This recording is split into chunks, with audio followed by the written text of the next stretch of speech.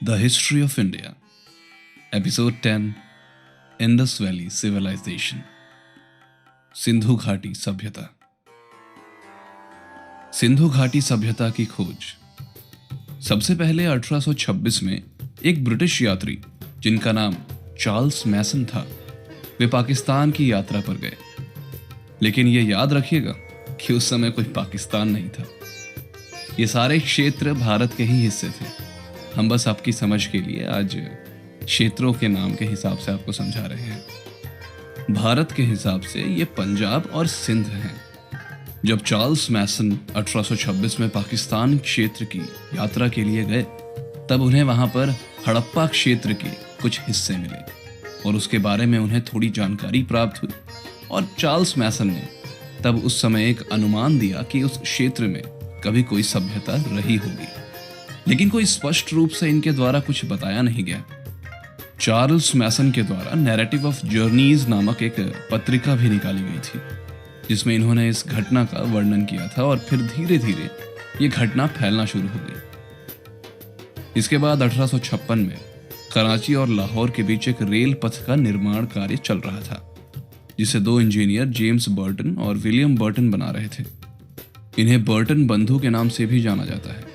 जब इन बर्टन बंधुओं के नेतृत्व में इस रेलवे लाइन के निर्माण का कार्य चल रहा था, तब उन्हें इस क्रम में आसपास के क्षेत्रों के कई ईंटें प्राप्त हुई और उन्होंने इन ईंटों को अपने इस रेलवे लाइन के लिए इस्तेमाल कर लिया था. और तब इन्हें लगा था कि यहाँ पहले कोई भवन रहा होगा, लेकिन इन्हें ये नहीं पता था कि ये ईंटें किसी सभ्यता का हिस्सा थी और इन्होंने इसके बारे में कुछ ढूंढने का प्रयास भी नहीं किया था. जिस व्यक्ति ने इस सभ्यता के संबंध में सबसे पहले खोज करने का प्रयास किया था, वो अलेक्जेंडर कनिंघम थे, जिन्हें भारत के पुरातात्विक विभाग का जानक भी कहा जाता है. इन्होंने इन क्षेत्रों का 1853 से लेकर 1856 तक कई बार दौरा किया, परंतु इन्हें भी उस समय कोई बड़ी सफलता इसके संबंध में प्राप्त नहीं हुई थी और वे भी इस सभ्यता के संबंध में कोई व्यवस्थित जानकारी नहीं दे पाए थे. इसके बाद 1921 में भारत के पुरातात्विक विभाग के प्रमुख सर जॉन मार्शल थे और इनके नेतृत्व में इन क्षेत्रों में खुदाई का कार्य आरंभ हुआ था. इस खुदाई के कार्य का नेतृत्व दो भारतीय व्यक्ति संभाल रहे थे, जिनका नाम दयाराम साहनी और राखलदास बैनर्जी था. दयाराम साहनी जी को राय बहादुर दयाराम साहनी के नाम से भी जाना जाता है. इस क्रम में दयाराम साहनी के नेतृत्व में हड़प्पा क्षेत्र की खोज की गई और राखलदास बैनर्जी के नेतृत्व में मोहनजोदड़ो क्षेत्र की खोज करी गई थी. और इस प्रकार सिंधु घाटी सभ्यता के प्रारंभिक खोजकर्ताओं के रूप में भी इनको देखा जाता है. इस सभ्यता की खोज में सबसे पहले हड़प्पा क्षेत्र की खुदाई करी गई थी और वर्तमान में ये क्षेत्र पाकिस्तान के सिंध प्रांत के अंतर्गत आता है. सिंधु घाटी सभ्यता का काल. इस सभ्यता के पुरातात्विक और साहित्यिक स्रोत दोनों ही प्राप्त हुए हैं, परंतु इसके साहित्य के स्रोतों को अभी तक नहीं पढ़ा जा सका है. इसलिए इसके काल को इसके पुरातात्विक स्रोतों के आधार पर बताया गया है. इसी कारण की वजह से इसके काल को लेकर अलग अलग इतिहासकारों में मतभेद और अलग अलग मत हैं. जैसे सर जॉन मार्शल, जिनके संबंध में हमने ऊपर चर्चा किया था, उनके अनुसार सिंधु घाटी सभ्यता का काल 3250 ईसा पूर्व से लेकर 2750 ईसा पूर्व तक है. एक तकनीक जिसका नाम कार्बन 14 C14 है, इसके माध्यम से किसी जीवाश्म की आयु का पता लगाया जा सकता है. तो इस तकनीक के हिसाब से इस सभ्यता का काल 2300 से 1750 ईसा पूर्व तक बताया गया है और डीपी अग्रवाल के द्वारा इस तकनीक को सबसे ज्यादा श्रेय दिया जाता है. दोस्तों, कई किताबों में आपको इसके अलग अलग काल देखने को मिलेंगे, जैसे कि 2400 से 1700 ईसा पूर्व और 2350 से 1750 ईसा पूर्व. सिंधु घाटी सभ्यता के काल को 3 चरणों में विभाजित किया जाता है, जो कुछ इस प्रकार है. प्रारंभिक चरण 3300 ईसा पूर्व से लेकर 2600 ईसा पूर्व. माध्यमिक चरण 2600 ईसा पूर्व से लेकर 1900 ईसा पूर्व. अंतिम चरण 1900 ईसा पूर्व से लेकर 1300 ईसा पूर्व। सिंधु घाटी सभ्यता का नामकरण। इस सभ्यता के मुख्य रूप से 3 नाम देखने को मिलते हैं, जो कुछ इस प्रकार है। सिंधु घाटी सभ्यता। ये सभ्यता के बहुत सारे स्थल सिंधु नदी के किनारे प्राप्त हुए हैं, इसलिए इसको सिंधु घाटी सभ्यता नाम दे दिया गया। सिंधु एवं सरस्वती सभ्यता। बाद में इसके कुछ स्थल सरस्वती नदी के किनारे भी प्राप्त हुए, इसलिए ये नाम भी इस सभ्यता को दे दिया गया। परंतु ये नाम कुछ इतिहासकारों के मध्य ही उपयोग में लाया गया और इस नाम को किसी किताब में बहुत कम प्रचलित किया गया। हड़प्पा सभ्यता। इतिहास में जब भी किसी सभ्यता की खोज की गई और उसके नामकरण में कोई परेशानी आए, तो उस सभ्यता के जिस क्षेत्र की खुदाई सबसे पहले की जाती थी, उस क्षेत्र पर ही उस सभ्यता का नाम रख दिया जाता था। इसलिए इस सभ्यता को यह नाम दिया गया और इस सभ्यता को लेकर यह नाम बहुत ज्यादा प्रचलित है।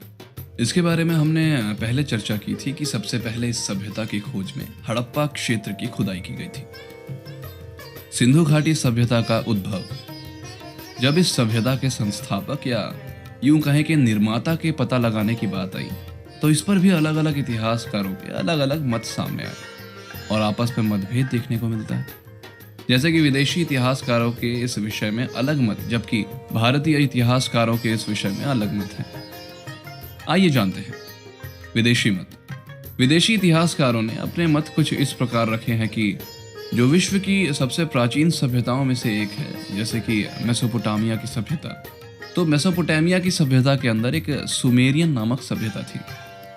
विदेशी इतिहासकारों के अनुसार सुमेरियन सभ्यता के लोगों ने ही उत्तर पश्चिमी भारतीय में जाकर सिंधु घाटी सभ्यता की शुरुआत की थी और वहां अपने घरों और नगरों को बसाया था। विदेशी मत के अनुसार जैसे घर और भवन सुमेरियन सभ्यता में पाए गए, वैसे ही घरों और भवनों की बनावट सिंधु घाटी सभ्यता में भी प्राप्त हुई थी।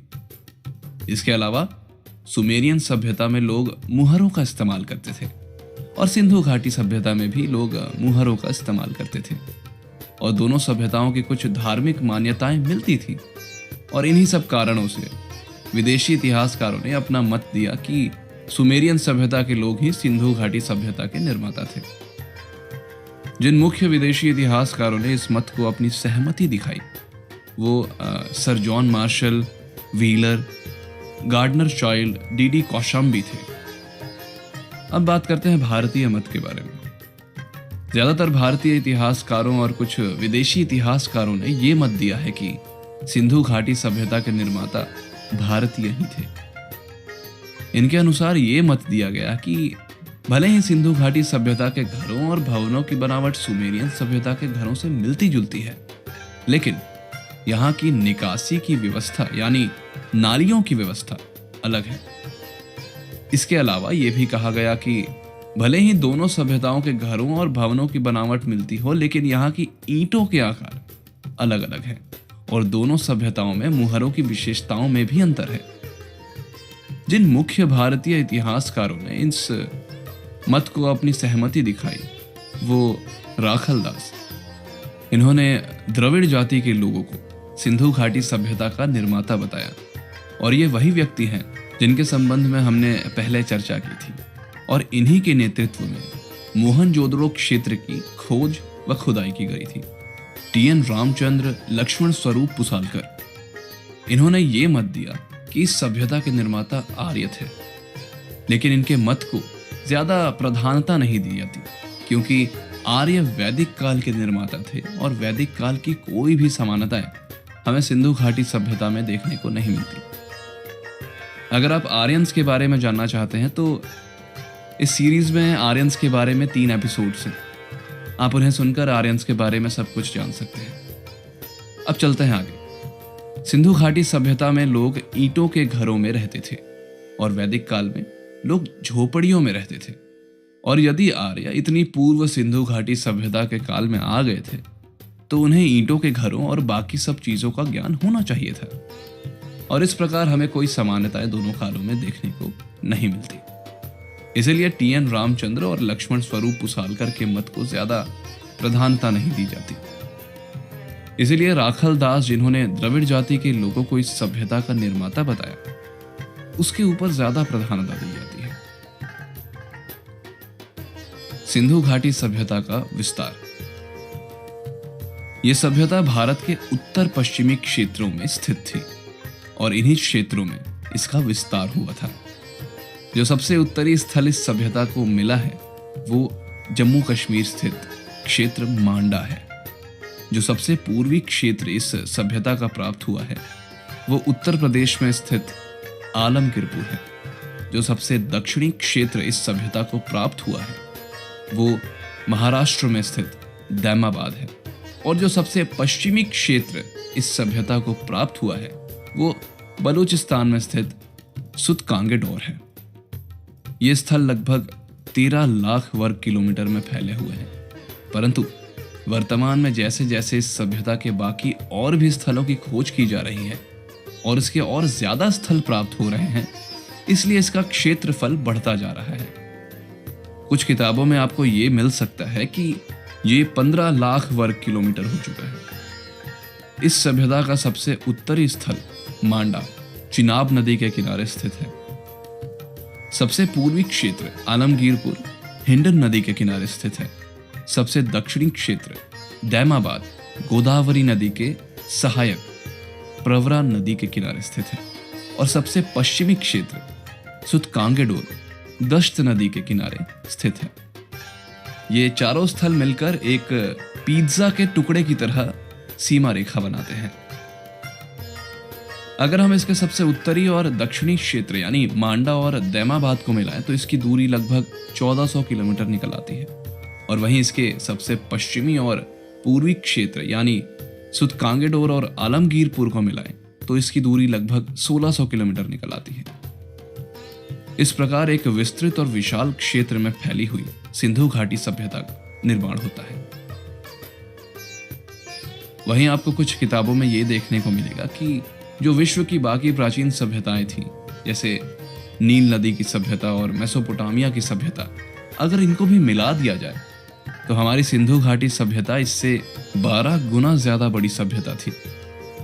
सिंधु घाटी सभ्यता के स्थल 3 देशों से प्राप्त हुए हैं, जो कुछ इस प्रकार हैं: भारत, पाकिस्तान, अफगानिस्तान। जब भारत को स्वतंत्रता प्राप्त हुई उससे पूर्व इसके लगभग 40-50 स्थल प्राप्त हो गए थे, लेकिन वर्तमान में इस सभ्यता के लगभग 1400 से ज्यादा स्थल खोजे जा चुके हैं। इसमें सबसे अधिक 900 से ज्यादा स्थल भारत में खोजे गए हैं, 450 से अधिक स्थल पाकिस्तान में खोजे जा चुके हैं और मात्र 2 स्थल अफगानिस्तान में अभी तक प्राप्त हुए हैं। सिंधु घाटी सभ्यता के मुख्य स्थल। अब हम इस सभ्यता के मुख्य स्थल, उनके खोजकर्ता, वहां से प्राप्त हुई वस्तुएं और वे किस नदी के तट पर स्थित हैं, ये सुनते हैं। हड़प्पा, मोंटगोमेरी, पाकिस्तान। खोजकर्ता दयाराम साहनी, 1921 में। नदी रावी। प्राप्त वस्तुएं। सबसे पहले खोजा गया स्थल अन्न भंडार, कांस्य दर्पण, R37 के कब्रिस्तान। दफनाने की विधि हड़प्पा से प्राप्त। श्रमिक आवास। मोहनजोदड़ो, क्षेत्र लरकाना, पाकिस्तान। खोजकर्ता राखल दास बैनर्जी, 1922 में। नदी सिंधु। प्राप्त वस्तुएं। सबसे बड़ा स्थल विशाल स्नानगर, कांस्य मूर्ति, पुरोहित की मूर्ति, महाविद्यालय, एक श्रृंगी पशु की मुद्राएं। शवों को जलाने की विधि मोहनजोदड़ो से प्राप्त हुई। लोथल, मुख्य स्थल अहमदाबाद, गुजरात। खोजकर्ता रंगनाथ राव, 1957। नदी भोगवा। प्राप्त वस्तुएं गोदीबाड़ा, बंदरगाह। चावल के अवशेष, अग्निकुंड, हाथी के दांत, 3 युगल समाधियां, 2 शवों को एक साथ दफनाने की विधि। घोड़ों की मिट्टी की मूर्तियां। कालीबंगा, क्षेत्र हनुमानगढ़, राजस्थान। खोजकर्ता अमलानंद घोष। नदी घग्गर। प्राप्त वस्तुएं जूते हुए खेतों के प्रमाण, अग्नि के हवन कुंड, काले रंग की चूड़ियां, भूकंप के साक्ष्य। राखी गढ़ी, क्षेत्र हिसार, हरियाणा। खोजकर्ता सूरजभान। नदी खग्गर। खोज की गई वस्तुएं। भारत में स्थित सबसे बड़ा स्थल ताम्र उपकरण। क्षेत्र चन्हूतड़ो, सिंध पाकिस्तान। खोजकर्ता अर्नेस्ट मैके और मजुमदार। नदी सिंधु। प्राप्त वस्तुएं मन के बनाने का कारखाना। महिलाओं के सौंदर्य की वस्तुएं जैसे काजल, कंघा इत्यादि। बिल्ली का पीछा करते हुए कुत्ते का निशान। क्षेत्र बनवाली, हिसार, हरियाणा। खोजकर्ता RS बिष्ट। नदी सरस्वती। प्राप्त वस्तुएं मिट्टी के खिलौने वाले हल। क्षेत्र रोपड़, रूपनगर, पंजाब। खोजकर्ता यज्ञदत्त शर्मा। नदी सतलुज। प्राप्त वस्तुएं तांबे की कुल्हाड़ी। क्षेत्र रंगपुर, अहमदाबाद, गुजरात। खोजकर्ता SR राव। नदी भादर। प्राप्त वस्तुएं धान की भूसी, ज्वार और बाजरे की फसलों के प्रमाण। क्षेत्र सूरकोटदा, कच्छ, गुजरात। खोजकर्ता JP जोशी। नदी सरस्वती। प्राप्त वस्तुएं कलश शवाधान, एक कलश के अंदर शव के अंशों को दफनाने की विधि। घोड़े की हड्डी, तराजू। इसके अलावा सारे स्थलों में तराजू के लिए इस्तेमाल किए जाने वाले वजन 26 के गुणज अनुपात में प्राप्त हुए हैं और यह अनुपात सारे स्थलों में एक समान ही पाया गया है। So this was the first part of Indus Valley Civilization, Sindhu Ghati Sabhyata. This will be continued in the upcoming episodes. Till then, stay connected, keep listening. You can suggest your views or any topics for upcoming episodes. I'll post a question down there. Till then, take good care of your health. Keep listening to The History of India. Thank you.